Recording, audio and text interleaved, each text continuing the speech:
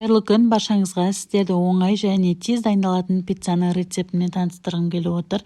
Менің каналыма тіркелуді ұмытпаңыздар. Қажетті заттарымыз: тұз, қант, ұн, дрож, сұйық май, сүт, су. Алдымен ыдысымызға суымызды құямыз, содан кейін сүтімізді құямыз, тұз саламыз, қант саламыз, дрож саламыз, сұйық май құйып жақсылап араластырамыз. Ұнымызды салып жақсылап жұмсақ қамыр илейміз.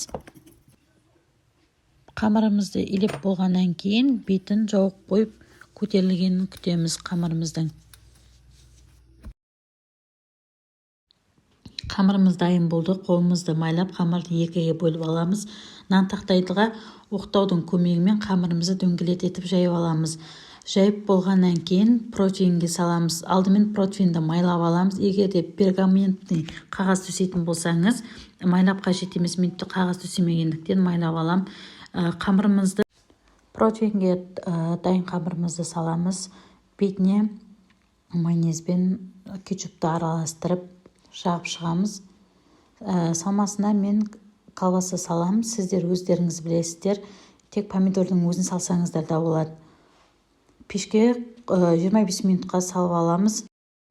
Пісуге 5 минут қалған кезде пиццаны пештен шығарып, бетіне сырды түркіден өткіземіз. Сырды түркіден өткізіп болғаннан кейін пешке 5 минутқа қайтып саламыз. Сонымен пиццамыз дайын болды. Астарыңыз дәмді болсын. Менің каналыма тіркеліп кетуді ұмытпаңыздар. Күшті рецепттермен бөлісетін боламын.